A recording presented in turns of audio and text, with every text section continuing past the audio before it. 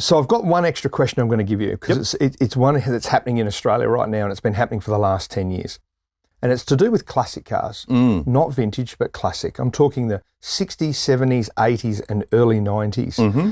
We're talking about cars that didn't quite have the performance specifications that they really needed to mix it in today's traffic. But these are vehicles that are going $100,000, $200,000 almost overnight. Yep.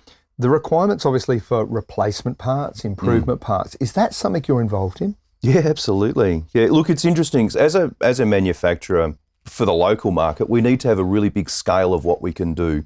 So we have manufacturing where we can build 30 sets of pads. Right. So, for instance, if you've got, MGB, we can build, we might, I don't know how many we'd sell, 50 sets a year or something like that. We've got those there, and you can probably have them in a couple of different flavours. So, some people in an MGB just want to keep those nice chrome spokes nice and shiny. So you can have the pad that's the same, but you can have the mixture different. Yep. Absolutely different. So we call it a formulation, or the easiest way to think of it is in those sub-brands. So quite often what we're trying to say with those sub-brands is what's in the box, what it says on the box is what's in the box and is what it does. So, things like an MGB, I think standard was 60 horsepower.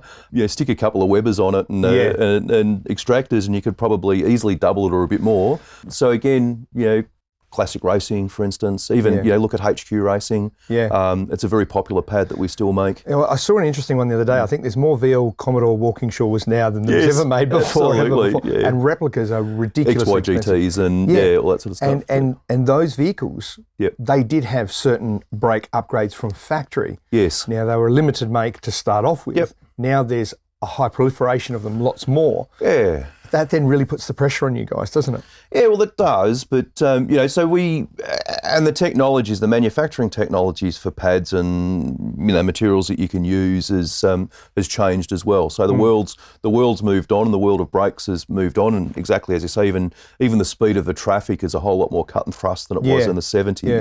So, you've got to keep up with modern times. Yeah. But then there's also a lot of people that just want to keep that vehicle looking original. Yeah, and Bendix is a name that's been around for a long time. And the people who were back then with those cars knew your brand back then. Yes. Obviously had different logos and slogans and everything else in between, but here they are now with the disposable income to say, well, I'm going to drop 250 on one of these cars.